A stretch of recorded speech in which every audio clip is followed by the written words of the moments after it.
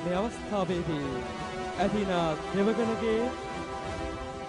පන්සිලු ගරු විදුහල්පතිතුමා විසින්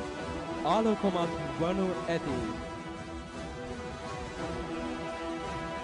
විද්‍යාකර ප්‍රාථමික විද්‍යාල පාසල් මාතාව නව චින්තනයකට නව දර්ශනයකට නව ගමන් මාර්ගයකට ඔසවා තැබූ ඒ අසහාය නායකත්වය ඒ ආදරණීය ගුරු පෞරුෂය මෛත්‍රී ආර්.එස්.සේන අපේ ආදරණීය ගරු විදුහල්පතිතුමා විසින් අතරේදී 2025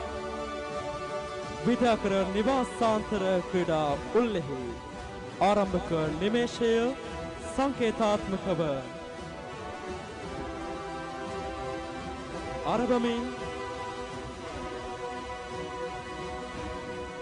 ඇතිනා දෙවගණගේ පන්සිලුව ඒකාලෝකමත් කරමින් මීළඟට සිමු නිවාසයන්හි ක්‍රීඩා නායක නායිකාවන් සඳහා ඔවුන්ගේ පන්සිලු ඒකාලෝකමත් කරන්නටයි මේ සූදානම. මුලින්ම ලෝටස් නිවාසයේ ක්‍රීඩකයන් පන්සිලුව රැගෙන කවිඳු ගමන් කරනවා ජෙස්පින් නිවාසය වෙත.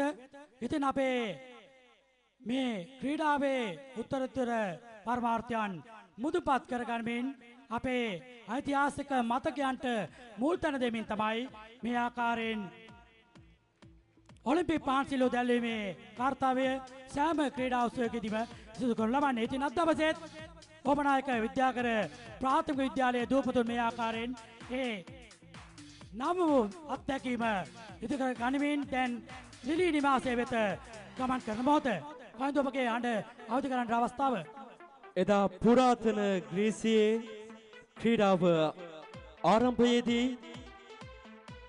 දැලූ ඒ පහන්සිලු සේම එකී පහන්සිලු ආලෝකයෙන් අද වර්තමානය වන තෙක්ම ක්‍රීඩාව දිග්විජය කරන්නක් සේම අදනේදී මේ දැල්වෙන්නා වූ පහන්සිලෝ ආලෝකයෙන් මේ පහන්සිලෝ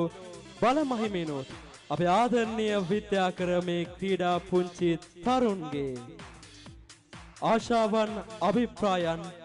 ඒකාලෝකමත් වේවා යන්න මේ අවස්ථාවේදී ප්‍රේක්ෂක ආදරණීය අප සැමගේ හෘදයාංගම ප්‍රාර්ථනයයි. මේ අවස්ථාවේදී සිව් නිවාසයන්හි ක්‍රීඩිකාවන් පුරාතන ග්‍රීක යුගයේ සිට වර්තමානය වන තෙක් සපැමිණි ආදරණීය සංස්කෘතිකාංගයන්ට මූලිකත්වය සපයමින් මේ අවස්ථාවේදී ප්‍රේක්ෂක අප සැමගේ අත්පොළ සන්නාදය මැද්දේ ඔලිම්පික් පහන ආලෝකමත් වනවා ඇති. මේ ආලෝකමත් වන්නා වූ පන්සිලු ආලෝකයේ සේම මේ අපේ ආදරණීය පුංචි මල් කැකුළු වල ජීවිතය ඒකාලෝකමත් වේවා යන්න නැවත නැවතත් අපේ සිත් තුළ සියයට නගා ගනිමු. පහ ඩී ශ්‍රේණියේ යනාරා ශිෂ්‍යාව හැකෙක් වන මෙම ස්ථාන